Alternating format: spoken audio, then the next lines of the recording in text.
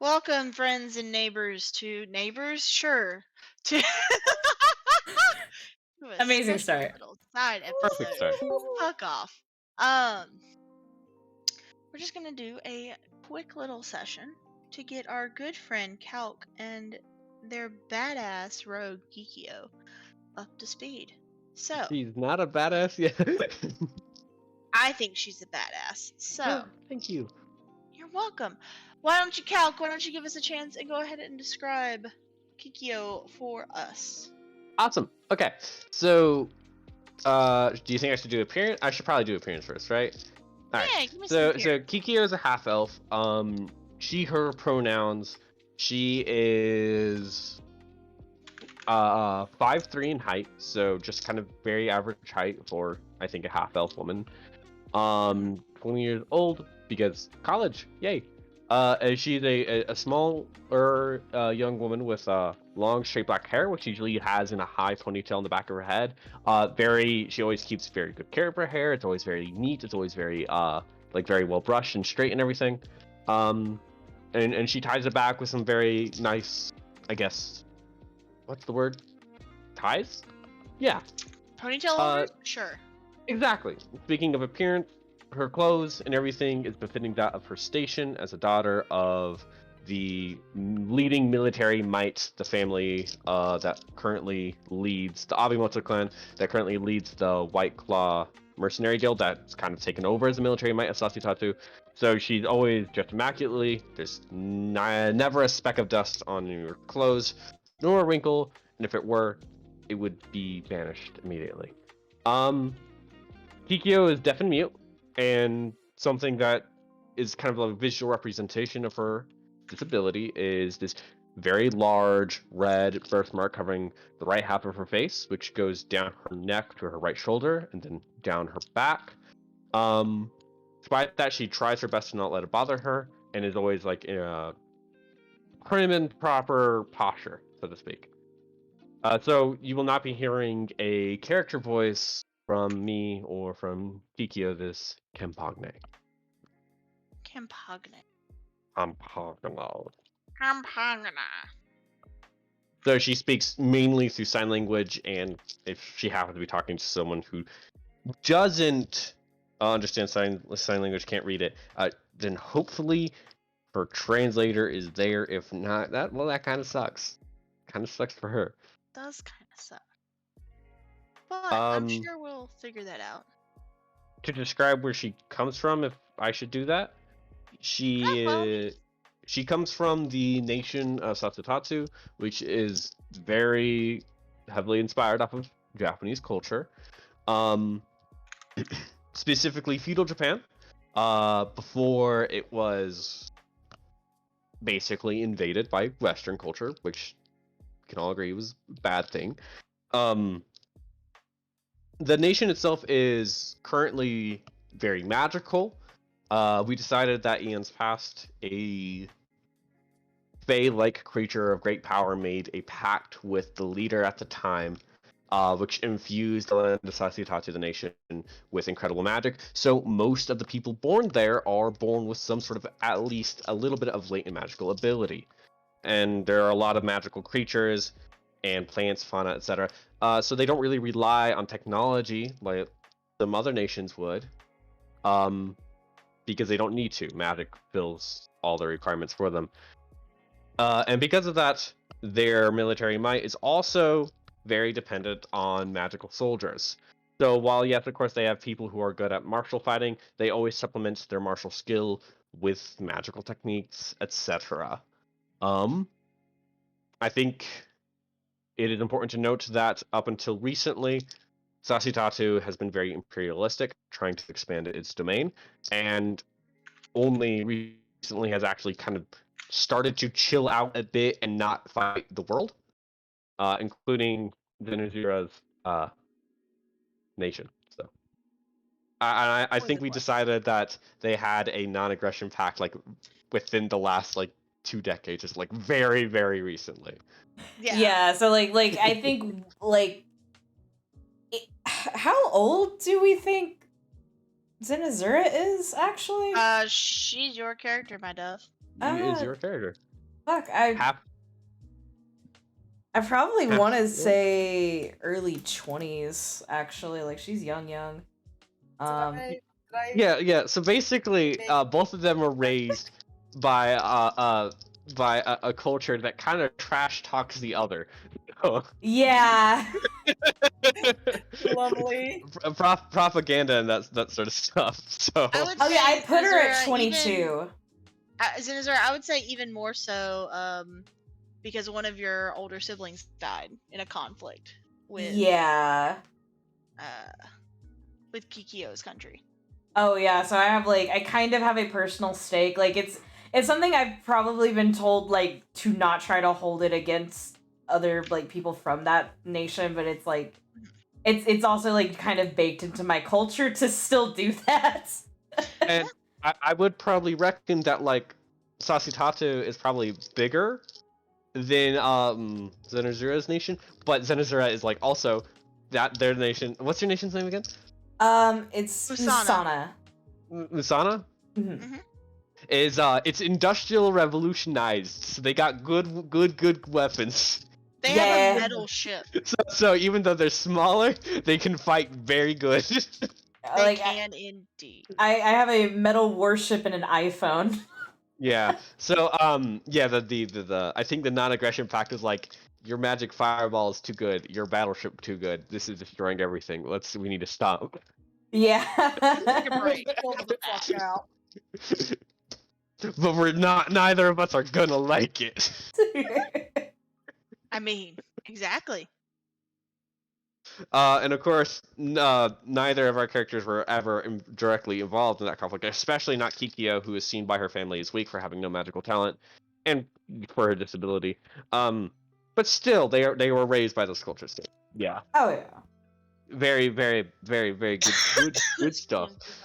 We came up with this idea when we both realized that like, hey, Mumasa, right? Did I say it right? Usana? Usana and Sasutatu are both imperialistic, which means they probably fought each other. Yeah. That they did. And again, you did lose your I think probably Kikyo's older brother was in that conflict at least for a little bit, probably near the end. Yeah. I want to say probably the siblings Zenazura lost. It was probably like towards the end of that conflict, so it was when Zenazura was like maybe 3 or 4. But yeah, Kikyo's full name is Abemoto Kikyo. We'll just be calling her Kikyo Campagne, and she does have an older brother who is essentially the equivalent of a senior at Tinomore, whatever that is. And are there like, do they like? He's a 4th year. Yeah. Yeah, he's a 4th year. Dayu, unlike her dad, is not an asshole and is very loving and caring and is a very, very good person, if a bit overprotective. That is true. That is extremely true. He's also a very skilled magic user and fighter. He is. Good. He's good at everything he does, and Kikyo does not like that. He really is the perfect heir, so to speak. He's a really good heir with his natural given talent for leading and for magic in any sense of the way. He was born talented, and also while at Tinomore discovered that he could use his magic to twist his words and gain the approval, or at least the support, of those around him. Something your father was very delighted for. So yeah, Kiki has had to contend with an older brother who is perfect in every way and definitely, absolutely not disabled. And so, yeah, she loves her brother, but damn. Damn, it's hard. Your brother actually, you found out about 2 years into your brother's stay at Tinomore that he was instrumental in starting up 2 debate teams on campus, so that there could be like a debate club and another way for royalty and nobility to learn how to use their words. Of course he did. Of course he did. I actually had that in his notes. I love that fact. That's awesome, and I love it. And Kikyo is not a. Your brother has a great amount of potential, and he also has the knowledge that your parents, or your mother and your father and your stepmother, put a lot of pressure onto him. Because he is the heir. You of course have several younger half siblings. Your mother passed away in childbirth with you. In fact, he is the heir and also the prodigy of the family. Yes. It was kind of like after him, things went downhill. There's been a slight incline from the children after you. Oh, given yay. That, given Cool, that, everyone else was better. Given that they have magical abilities. You and the 6-month-old both seem to not exhibit magical abilities. But again, the 6-month-old has plenty of time to sort of find that. Fantastic. Kikyo looking at the 6-month-old being like, Don't just let me you down. and me for now. You and me, buddy. And then they sneeze. And there's like a flurry of Like a small blizzard. I was gonna say that gif of Michael from The Office going, "Don't." Don't dare. And I think it'd be kind of cool. So like I decided half elf, right? Do you know those nature elves that like change with the season? Yeah. Yes, Elandris. Yes, think- I have a couple of them. I think Kikyo is that kind of half elf. So like Okay. not to an insane degree, but like The ones stuff that about can, her like, will also ahead. change themselves. The ones that can also change themselves at will. Except it sounds like Kikyo probably can't do that part. No. Any like changes to her form just like happens as the season passes. Gotcha. And I can like detail those later. The aesthetics of that. Not a problem. Minor stuff. Nothing crazy. Very, very flavorful stuff, which delicious. So yeah, you were allowed to go to Tinamore Academy. Your father was not super keen on this idea. But after your brother sort of helped convince him, and also maybe, you're not sure, funded your application and put in a good word for you, you were accepted. That acceptance letter came about 6 months ago, and it has taken you probably about 3 weeks to sail from your kingdom to the Isle of Tinamore. As you know, your stepmother had a baby about 6 months ago. She could not make the trip with you, and your father refused to leave while he essentially is still the not emperor. Very, very, very, also very, very against Kikyo going. Yeah, he wasn't pleased that you got in, but he also knows that to reject the acceptance of a to reject Tinamore Academy's acceptance would be a slap in the face to countless nobles and royals from across the world. So begrudgingly, he allowed you to go. Without choice. He allowed you to take one of his ships. And due to your skill, he allowed you to take your translator, who actually was coming up on her 1-year anniversary with you, which, as you know, as has happened to you every year since you got your first translator, your father allows them to reach their 1-year employment date, gives them their 1-year bonus, and then promptly fires them, so that the whole thing has to start over again. Yep, because I'm an asshole to my characters. Yes. So, due to some quick planning on your part, you sort of surprised him with the question of if your translator Atsuko could join you to Tenamore. Surrounded, of course, by his fellow Oyabans and their partners, he really couldn't say no. Yes, I'm using that name, Logan. Do you have a problem? Is That this was something I'm excitement. missing? Oh, Am I missing something? Is this well, irrelevant? I feel like I'm being. I think you guys are hiding something from me. I'm not hiding anything. we're not hiding anything. It's a name they've used before. Yeah, I've Ah. used Atsuko before. Sorry, where was I? I was Your simply being translator quiet was- because I had chocolate in my mouth. Yes, thank you. Your translator was allowed to come with you.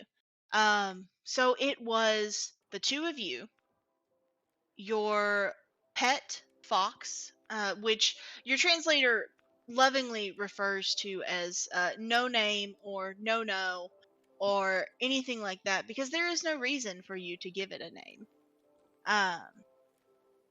I like no name actually. I think that's really nice. Thank you. I think that She- fits. Yeah, she calls it no name. She calls it no. It has come to learn that as its kind of call from the from anyone who can speak, which to be fair is Dayu and Atsuko, who are about the only two that really acknowledge it other than you. And then the ship's crew. So for 3 weeks, it is just the two of you and your fox. Atsuko, of course, gives you your space while still fulfilling the nature of her job until you guys begin to dock. Now, you get there probably about 2 hours after everyone begins to unpack. There was a little bit of a rough spot. It took a little bit longer for you guys. You actually came in on the left side of the island, the east side of the island, so you had to sail around to where the docks are on the west. And as you pull up, you guys realize that there are a couple, like, so many wooden ships to your left. There's a strange looking seaweed bubble thing, like, next to your ship as well, like, much smaller than Mhm. everything else. And then to your right, a hunking metal ship. It is the only metal ship out of this entire the entire island that you can tell. I think Kikyo immediately knows what that ship is from, right? Oh yeah, I mean it. You have heard tales of Usana's frightful metal fleet before, even if you have never seen them.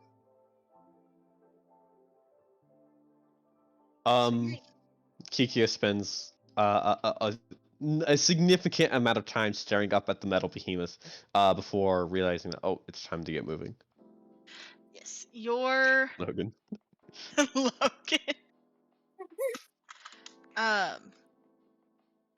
Why am I not seeing that on there? I'll figure that out in a minute. Yeah, so your Atsuko kind of looks over you. Her hands are clasped together in front of her, and she's gotten pretty good at reading you. Again, this was your kind of 1 year mark. You've spent a lot of time together. So when she sees you begin to move, she turns and slaps her hand against her wrist or her hand against her waist, excuse me, to summon your fox. And as you all sort of head towards the ramp, which the crew is beginning to, lower so that you can get on the docks, she turns to you and signs, are you nervous? Kikyo looks up at Atsuko and goes, we'll sign back a little bit. Do you have my classes? Orientation begins tomorrow. You will register for your extracurricular there. but I have made sure to send word that you want to attend that class. Kikyo nods her head and goes, and will sign back, maybe this time. You see her nod her head in agreement, and then add on, the crew will bring your ship. The crew will bring your things from the ship. If you would like to take a bit to look around. Kikyo kind of like looks up over at the academy and the docks, and then over. What's it look like? It is a massive island. You are sort of at the southwest of the island. Right here, the water is. You see the very southeast of the island. It's flat sand. You can just walk into the ocean. As you kind of move northern, more and more north, you see that the elevation begins to climb. Your docks are actually built off of what would be about a 20-foot sheer drop into the ocean, which is why you see the crew just like tightening as best they can, making sure the ramp is secure. And which usually doesn't happen, they have ropes beginning to loop, so that way you have something to hold on to. The closer you go up to the castle, the sheerer and the higher the cliffs get.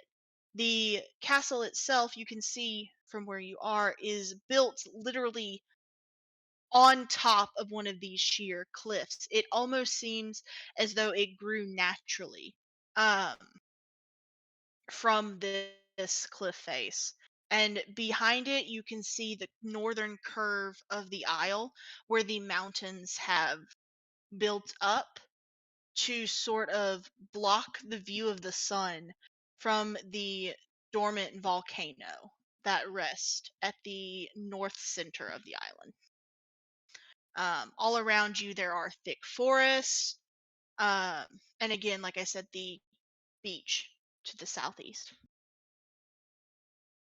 I think just because Kikyo is like always a very, very observant person, or at least tries to be, especially.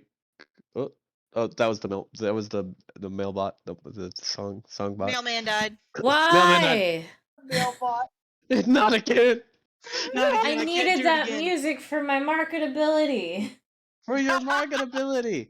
I think Kikyo will roll a perception check, not necessarily anything to act on, but just to see if she sees anything odd. I'll just open it in YouTube. That is a 2 plus 7. That's a 9. You don't see anything out of the ordinary. You do realize after looking around that there are some servants already on the docks moving some stuff around. That isn't your stuff, though. You realize kind of with a closer look that the people whose ships have already gotten here, they've already taken off, but their servants and crew are still working on piling their stuff into wagons and getting it moving up. You appear to be one of the last to arrive. Which irks Kikyo because she likes being early. Understandable. She looks up at Tsuko and will sign. Sorry, my throat. Paul's throat. Kikyo can't talk. There's nothing wrong with her throat. Well, there is actually something wrong with her throat because she can't talk. You know what I mean. Sorry. Much. She'll sign. Will you be able to attend me to my classes? You see that she nods her head and says, I will be there to help, of course. I am unsure where you want me to stay, but we can work that out with the administration. And Kikyo will sign back. We'll definitely figure it out.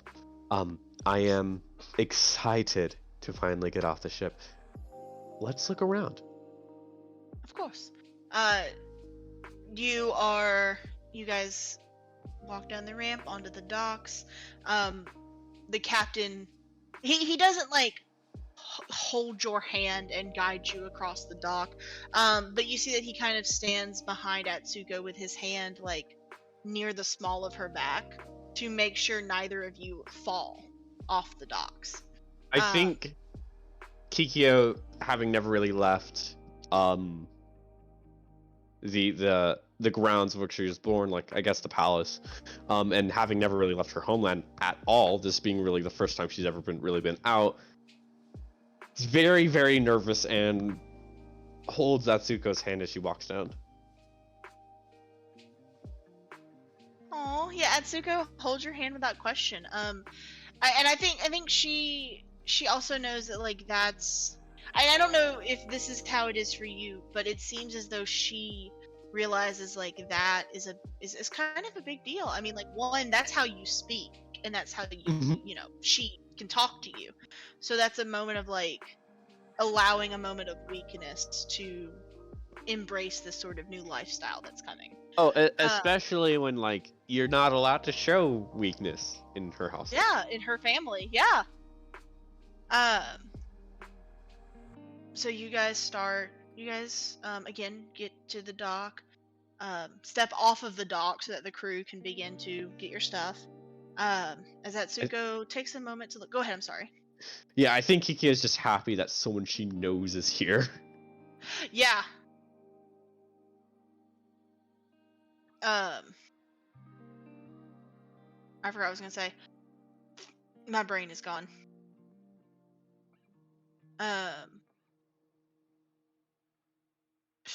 Hang on. I'm so sorry. I'm so sorry. You my are brain's farting. so fine.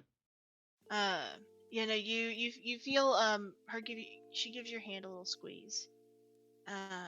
And then looks up and points briefly before signing back to you. I believe the path is that way. If you would like to maybe get a head start on the crew, I suppose. Kikyo nods her head and will begin moving in that direction. Awesome. So you guys start heading up. It's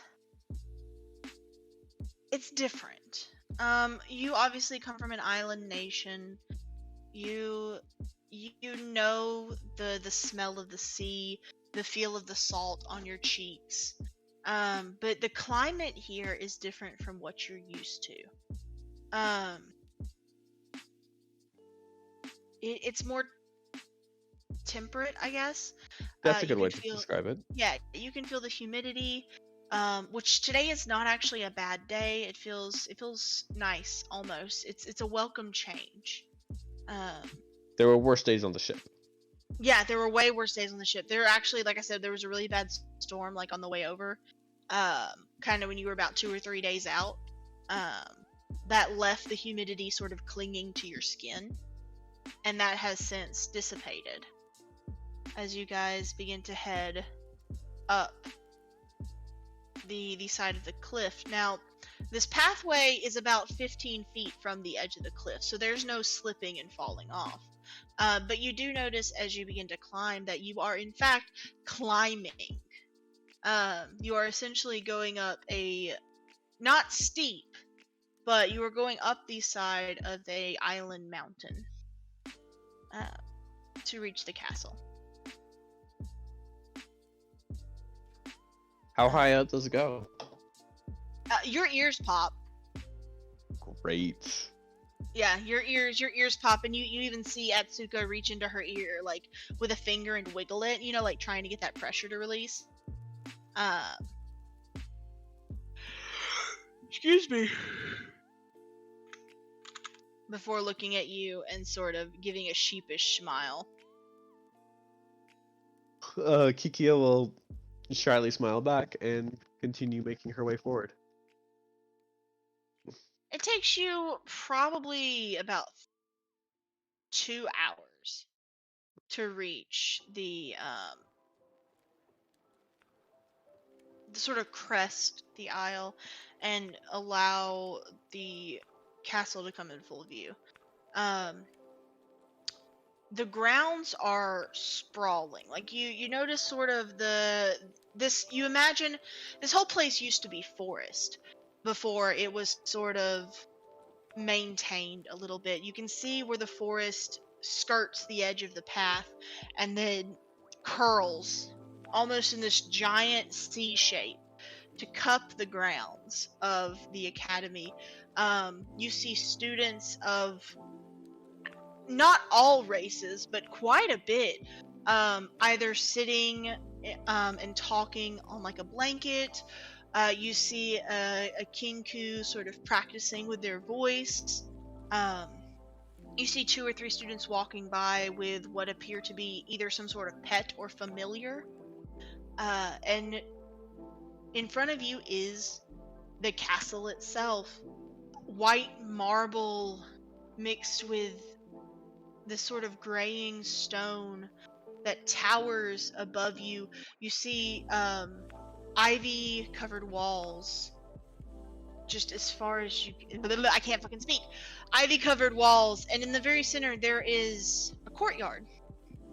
And as you approach, you realize that in front of the courtyard is a very long wooden table.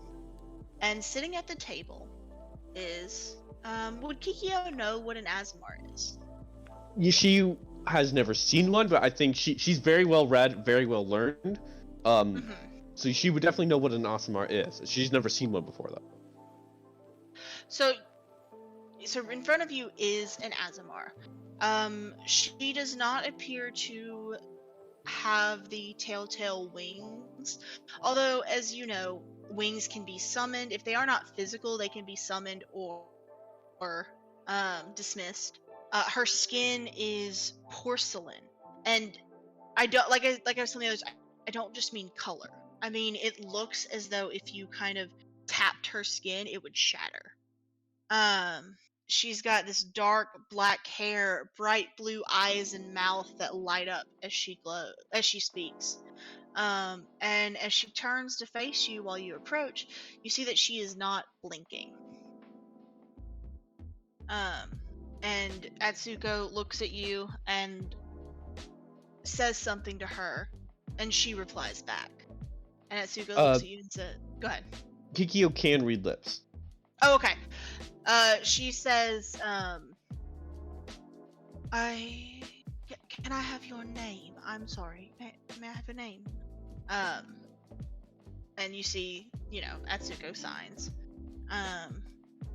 To you, even though you can read lips, she still translates. Just in case you miss it. Yeah. She says your name. Kikyo will bow as she's introduced. She smiles and she says, "It's very nice to meet you, Abemoto Kikyo.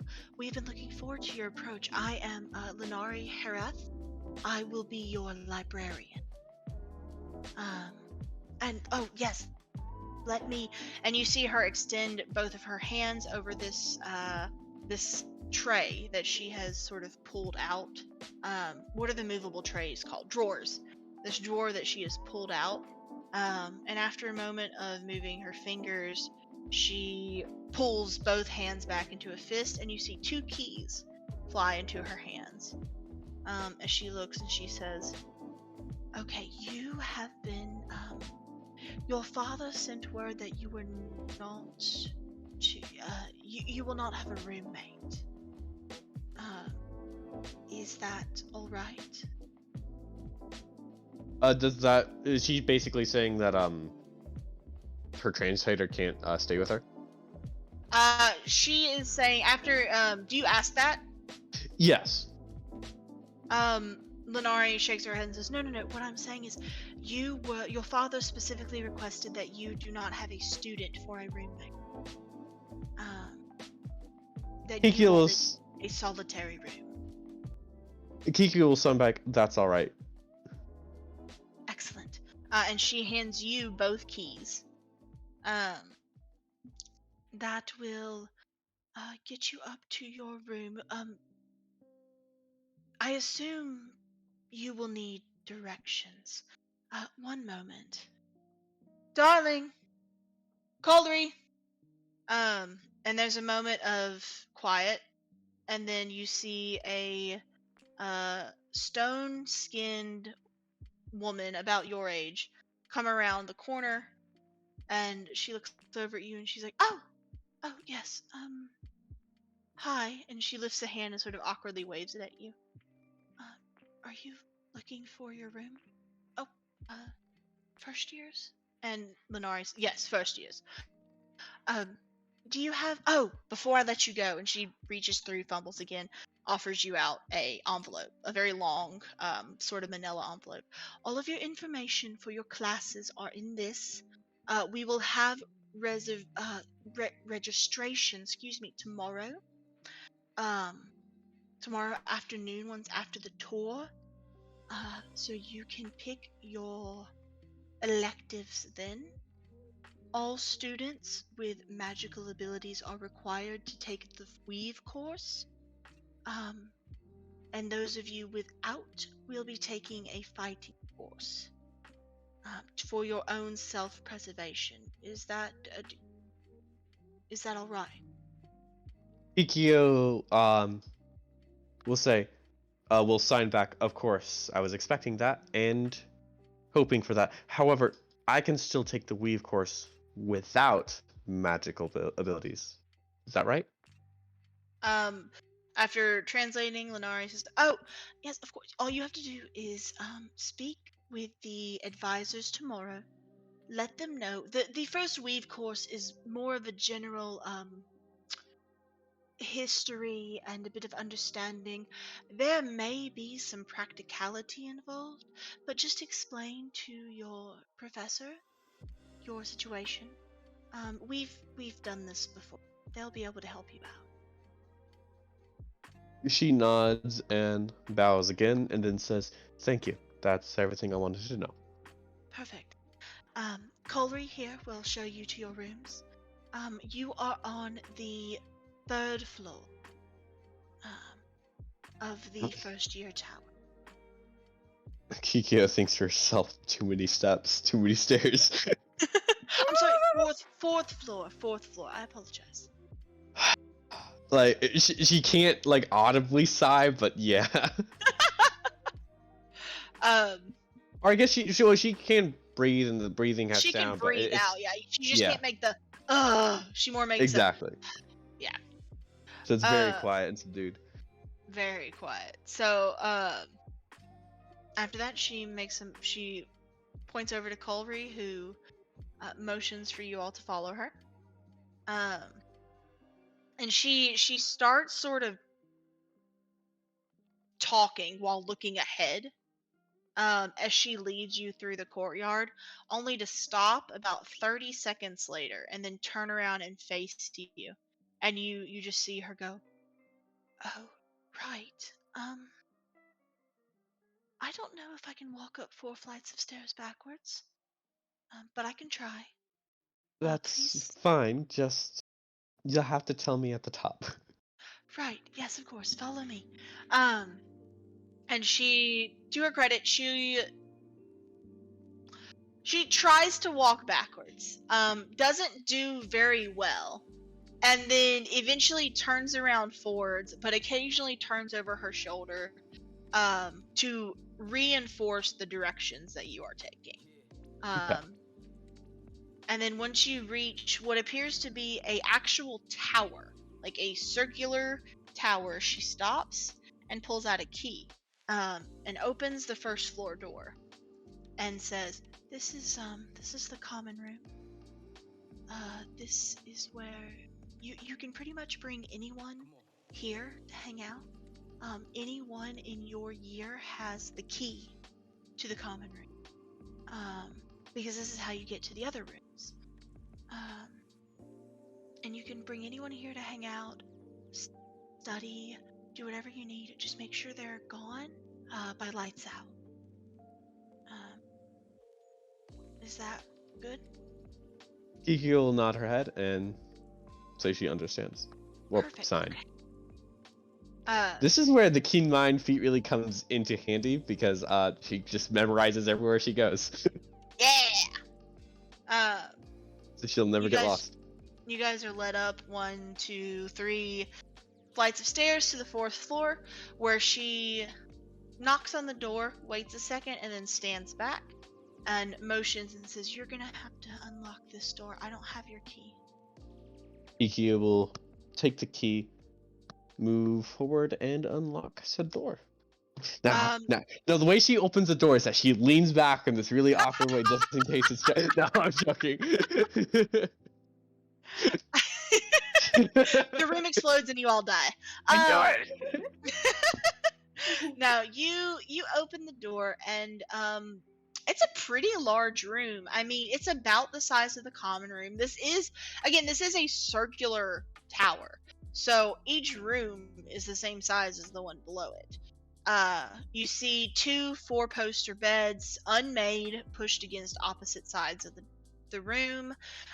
Desk, chairs. You have a bookshelf. You see there are 2 bay windows, one pointed out towards the ocean, the other kind of curved more so you can see the beach. Your stuff has not fully arrived yet, and the stuff that has arrived has not been unpacked. And so your room is very empty, but it is a large-sized room. And more importantly, it's away from her family. Correct. Colry sort of looks around and goes, usually, the parents would be unpacking right now. I can call some servants to help if you'd like. Kikia will sign, yes, that would be appreciated. My parents did not want to come. Oh, yes, it's probably busy. I mean, kings and queens are busy. Had other business to attend to, yes. Right. Would, She'll sign. By the way, do you know of a 4th year by the name of Abemoto Dayo? Dayu, yes, yes. Everybody knows Dayu. I do. Great. If you could pass along the message, if that's okay. Yes, of course. And you see that she fumbles for a bit before lifting her hand, and you see a shape fly in through one of the windows and sort of drop a notepad in her hand as a pseudo dragon settles on her shoulders.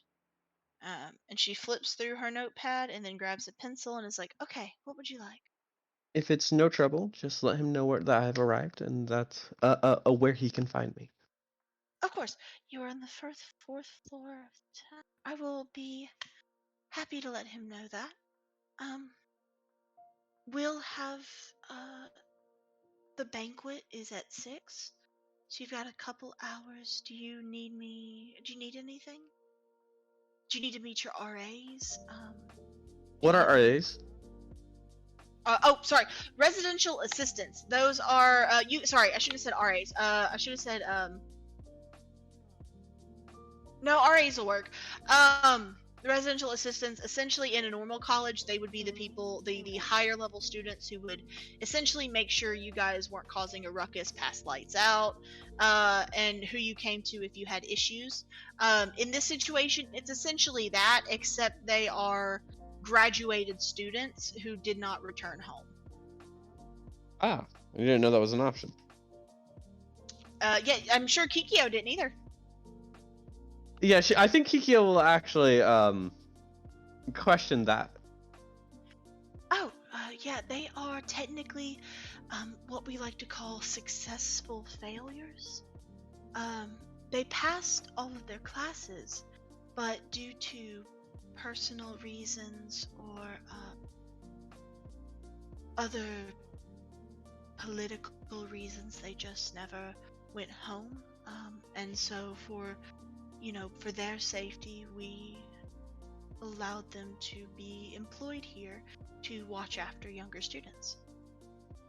I say we, the college did. I don't work. Kikyo nods and goes, "It would be a pleasure to meet them." Excellent. Follow me. And she leads you up 2 more flights of stairs to the 6th floor, where she sort of knocks. She does like a do knock on the door. And after a moment, you hear, "Oh, what is it?" Kikia doesn't hear anything. Oh yeah, you don't hear anything. I'm telling this to you, I suppose. Ah, and okay. everyone else. Out of character, there is an answer of, "What is it?" There's two new a first year and a translator here to meet you. And you hear a, well, you don't hear again, just a, "Oh, all right, one moment, I'll be there." And after a bit of fumbling, you hear some jingling, and then the sounds of hooves making their way across the floor. The door opens, and there is a tiefling standing in front of you. Kikia will, is the tiefling much taller? Hold on, Logan. How tall is Loki? Yeah. How tall is who? 6 foot. 6 foot. Wait, Yes, who is much this? taller than Kikyo. Wait, who is this? Wait, who did you say this was? Wait, who did you say this was? Why don't you describe them? Yeah, the much taller tiefling extends their hand to you and says, "Loki Lysmith at your service, darling." Right. So this is awesome. I'm gonna sprint to the restroom. I'll be right back. So awesome, he's got shit. Ow. So I'm gonna put this in voice chat. Very much off topic, but it was very cute. Literally, the moment you were like hooves, after like using that voice, I was like, nah. You didn't. You did. You did. I did. And I'd do it again. I am gonna do it again. I love you. I could not be happier than I am right now.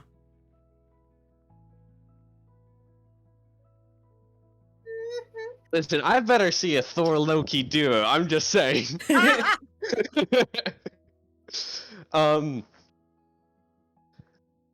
Okay. Well, first off, we all know that Loki is hot as fuck. Loki Yes. is hot as fuck. Should you describe Logan? Should you describe Loki for our listeners? Yes, actually. Such a special appearance. Yeah, because anybody listening in is going to be out of the loop. Loki is a tiefling player character I made for the very first campaign we ever did with Paul. Hi. And they're a tiefling, 6 feet tall, with like this kind of halfway between like aqua and like mint blue skin, with lighter, almost white stripes, going down their face from their eyes, going across their very large, almost goat-like ears, and going along their arms if their arms are visible, as well as along their tail. They have very bright, like it's like almost shockingly bright, like red-orange hair, like almost like a fire, that they have like meticulously braided into Viking-style braids. Their horns are dark and swirling like in a curved spiral. If you've ever seen I can't remember what the word is. It's not an impala.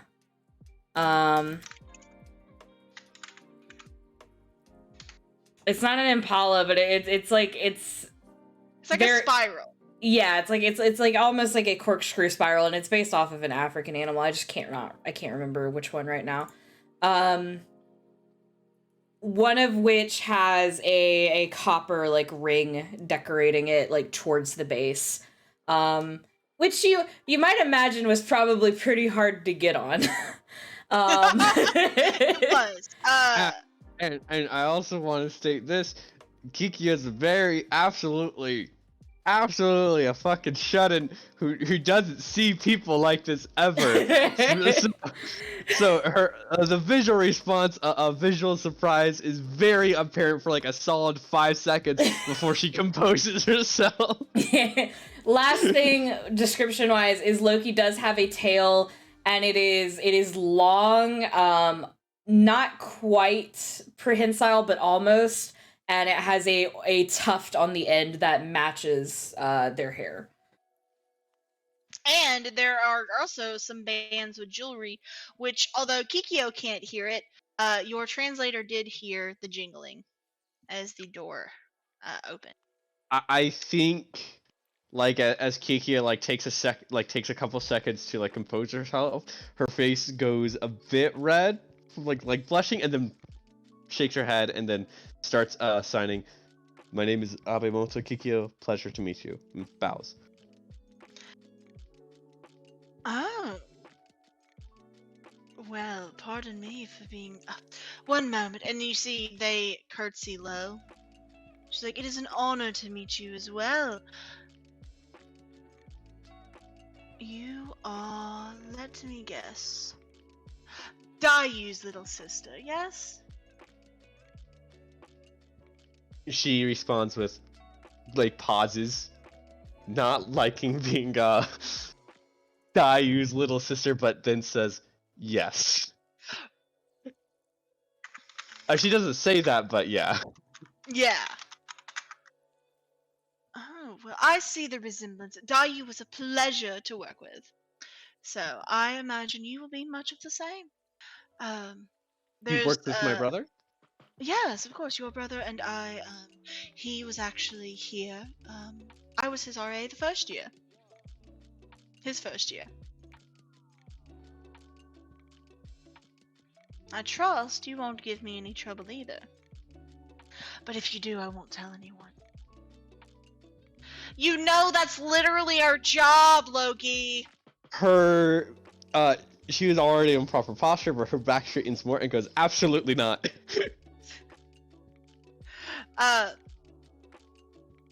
There is a second before Loki sort of realizes something's pushing them, and they lift their arm up as a smaller figure pushes their head sort of between his hip and his arm and is like, "Don't listen to them. We're gonna have to tell on you if you get in trouble. So just like don't get caught, okay? Like we can't tell on you if we don't know what's going on." What does a smaller figure look like, Moss? This smaller figure Oh my is god. 4'2". I knew it. Dark skin, like black skin, white hair, and right now she seems to be sort of clinging to Loki's hip. Not necessarily in like a sweet, romantic way, but more in a "you fucking listen to me, you little shit, shut the fuck up" sort of way. She just lifts two fingers to her forehead and salutes. Says, "Got it? We good? Just don't get caught."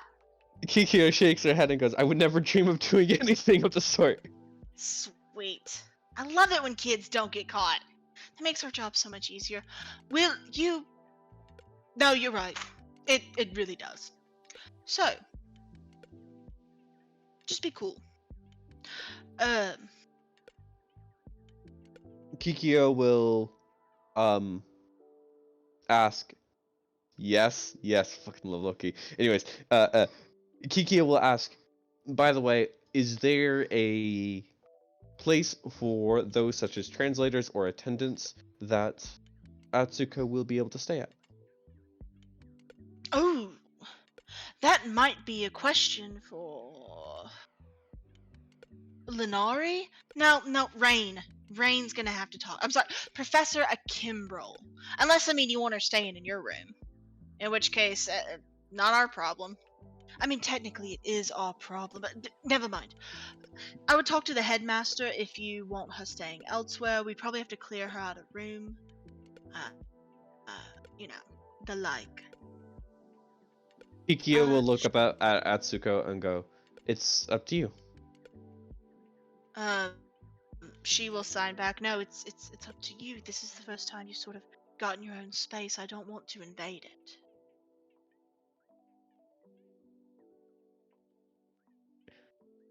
Lack of leadership skills intensifies. What, you expect Kikyo to make a decision on her I first day? do. It's your character, Paul. You play that character. I think Kikyo actually does freeze as she thinks about it and goes, panics slightly and goes, just stay with me for now and we'll figure it out later. That should work. Colry kind of clears her throat and says, if you decide to go elsewhere later, you can stay in my room. I don't have a roommate either. Just in case. See, so we have a backup plan. We have a backup plan, mistress, just in case something, goes wrong. Kikyo nods in response. Excellent. Thank you. It was very nice meeting you. Where are we? Kikyo will look at the two RAs, Loki and Jas, obviously. Yeah. And will ask, is there a pamphlet or a book about the rules? Or can you tell all of them to me right now? You should have gotten that in your orientation packet, but just in case, number 1, lights out at 10. I don't care if you go to sleep at 10. Just, don't be loud. The changeling pops up and says, number 2, don't fight another student, okay? If you're gonna fight another student, don't do it in the tower. Do it on the grounds or something. I don't care, just not here. Number 3, if you bring food back to your room, please clean it up. I don't want another raccoon infestation. It was disgusting. Oh yeah, that's a big one. Please keep your food to yourself. I'm begging you, dude. I'm 4'2". 3 raccoons could beat me up. 1 raccoon could beat me up if it had a gun. I don't need anything more than that, please. It had a gun. I love that reference so much.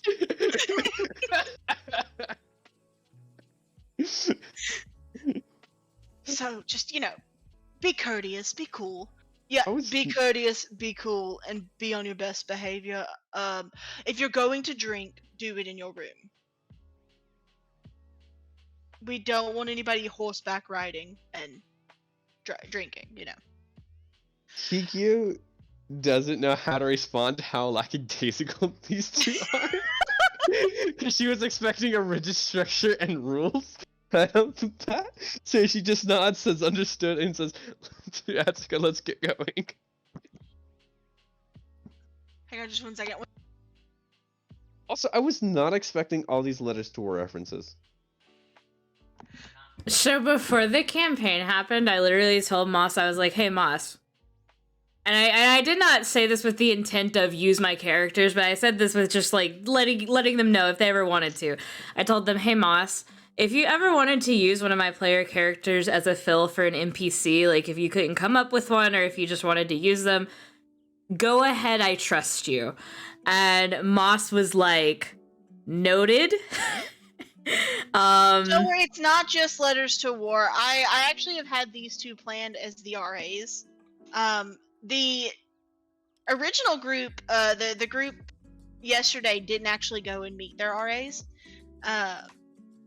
So they haven't even met them. You're the first one to meet these guys.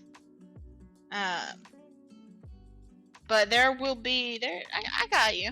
I'm having a little fun time. You know what? It's my campaign. If I get to say there's I don't know, fucking a giant minotaur teaching wrestling classes, I get to do that. There's not, but It does. The Minotaur's name happen to be Sybil. No, it's Hibble. No, it's actually Aristeus. It's a common misconception. Oh yeah, it's Aristeus. Sorry, I forgot about that. But no, yeah, I've had this one. They're your RAs. But yeah, they are super lackadaisical. Kikyo, you are used to a world of strict rules and honestly, people even looking down on you. And these two seem to, while there is a sense of like, to their actions, you get the vibe of also they're just kind of like, you're an adult, just make smart decisions. It's a very nice feeling. Yeah, I'm sure it's probably like one of the first times you've ever felt this before.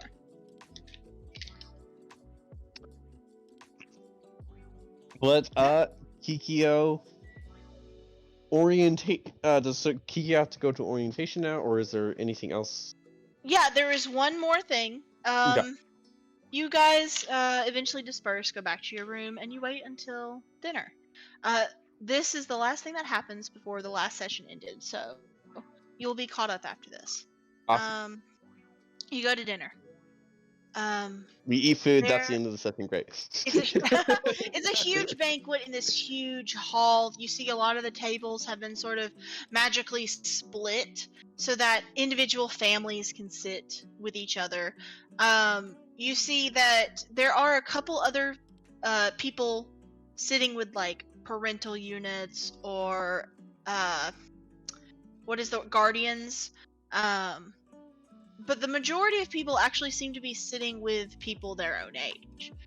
And after a bit of looking around, you, Atsuko kind of reaches over and gently tugs or taps your shoulder and points to where you see Dayu is sitting at a table with 3 chairs and is waving a hand in your direction. To describe what Dayu looks like, he is very tall. He is 6'2" in height.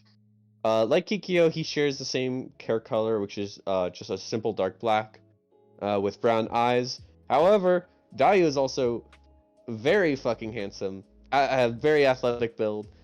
Very, just like what you would expect a prodigious son / heir of a military royal family.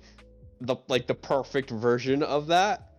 Everything Kikyo isn't. Yeah, that's Dayu. Yeah, no, you walk up and Dayu is, you see that he is in very formal attire. Most of these people are in formal attire. He has his hair. He has his hair pulled back into a ponytail, or he has his hair, pulled back into a bun. As he stands up and pulls a chair out for you and for your translator, and takes the seat across from you and is like, "So how was your trip? I was worried. Nobody sent me any sort of sending or message or anything, even a post. I was worried." Kikyo will say, I tried to, but it didn't go through, I guess. It was fun. I'm glad. I'm glad to see you're okay.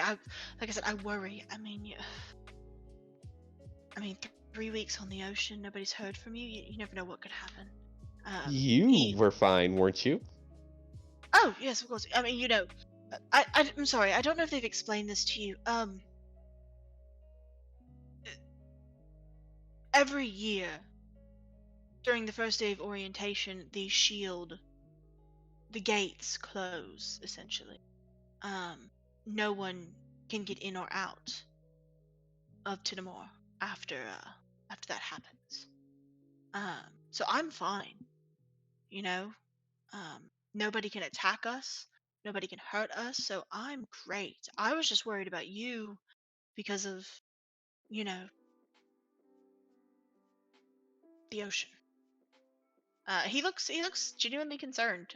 He's kind of shifting a bit, even as the servants come over and pour him a glass of wine and offer you a couple different selections. He's kind of shifting a little bit. Kikyo will slightly sigh and then go, when you came to Tidamore, you survived. I'm fine. Thank you. I just worry. I worry quite a bit about you. But you're You here don't- now. You don't need to, but thank you. How are you doing, brother? Great, wonderful. We start my last year tomorrow. Well, start in a couple days, actually. He looks over at Atsuko and then at you. Are you two going to be... Do you have any questions about orientation of the classes? Which professors to avoid your first year? I haven't yet decided on an elective. Any thoughts? Oh, well, there is the debate team. Oh, but that probably wouldn't be great. Kikyo kind of like smiles, like, yeah, I wouldn't. Have you tried horseback riding? We have, or any sort of mount. We have a bunch of different animals here that you could learn to ride. There's sort of home ec classes. There's military classes. Immediately pauses him at the military classes, and Kikyo like raises her hand to stop him, and it goes, "What kind?" Well, there's your basic military history, which might be, good to study the past.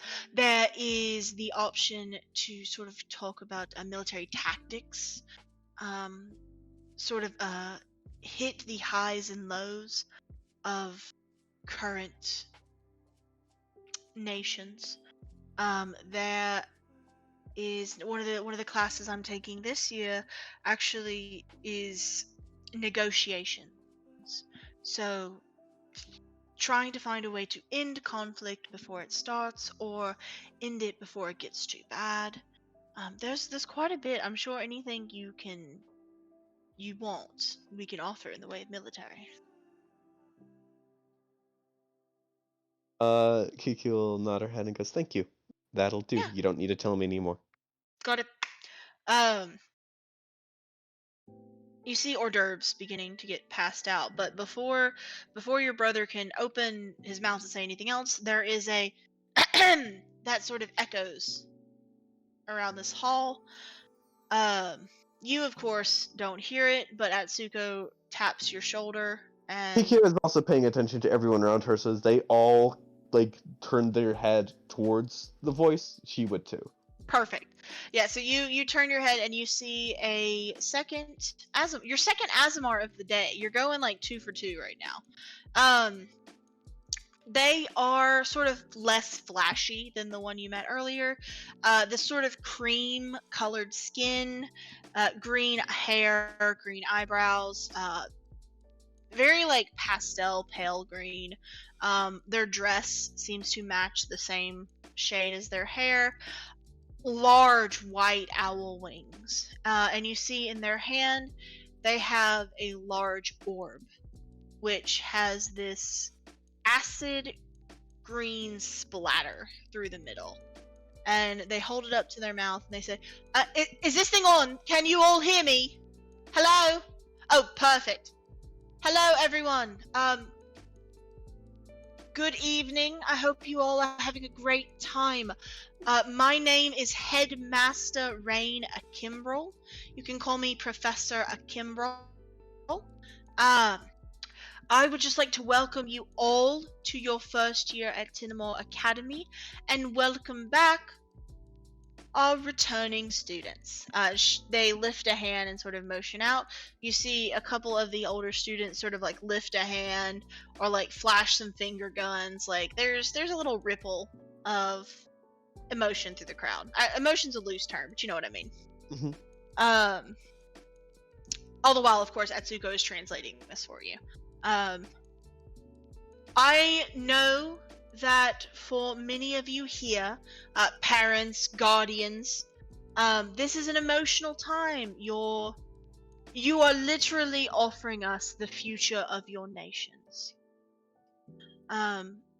Tomorrow, you will all leave, and the gate will close. You will be separated from your children for a year. Due to this fact, new students, I have given each of your parents or guardian the chance to give you a little something that will ease their minds. And you, out of the corner of your eye, you see Dayu sort of like motion for your attention. She'll look over. he has a box in his hand. And you see he's sort of rather sheepish about it as he kind of offers it out to you. Kikia will furrow her brow and be like, "Did Dad get me something? That's not like him." It's a gift from the family, sort of. Can I roll insight? Is it? Yeah, go ahead. Is it a gift from him? Yeah, roll insight. Let me get his stats. That is a 14 plus 7, so that is going to be a 14 plus 6, 20, 21. Listen, I had to do math the ADHD way for a second there. Don't worry about it. Meets it, beats it. And you have meets it, beats it. It is a gift from him. Yes.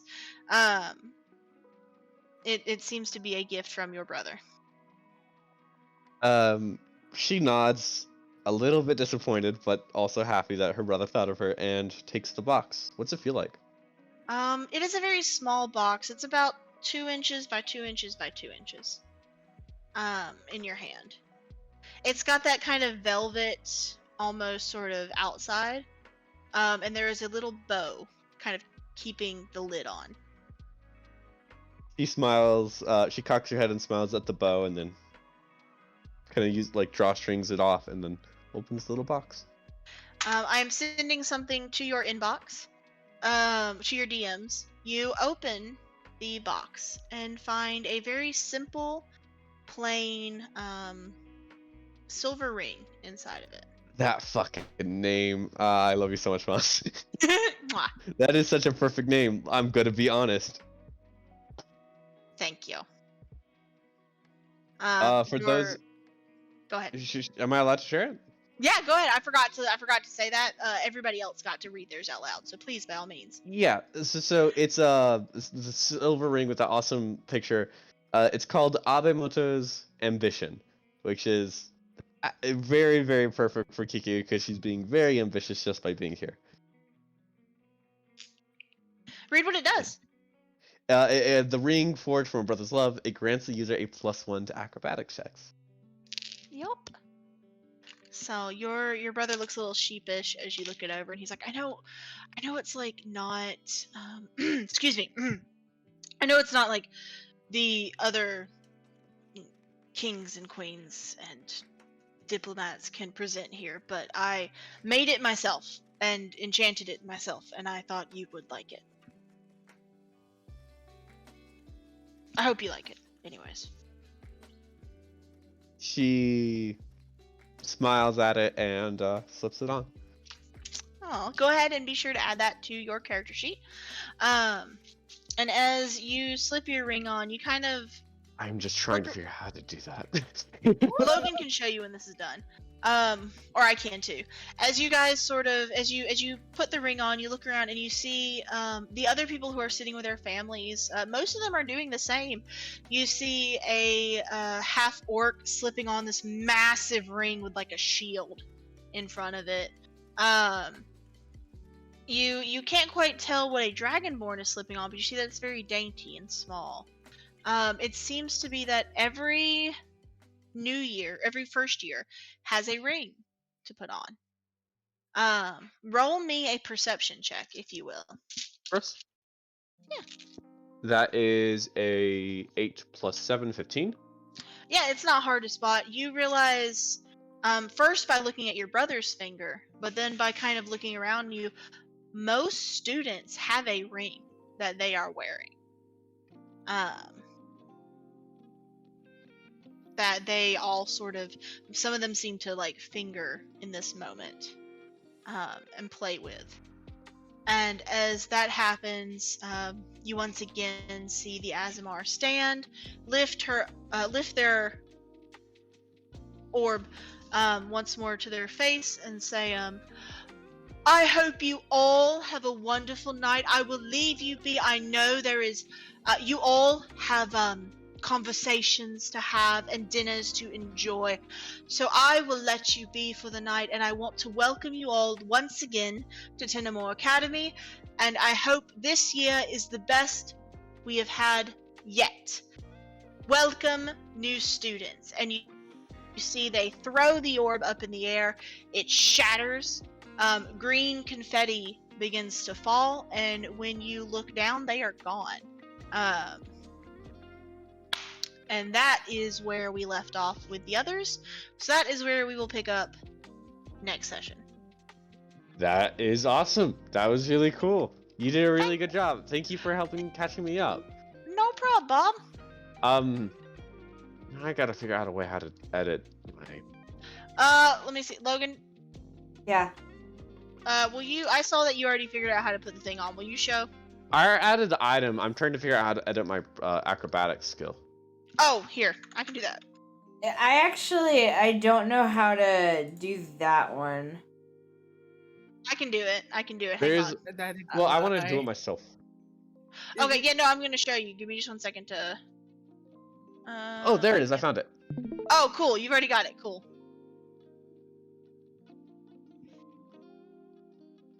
All right, I'm gonna end the recording here. Yeah.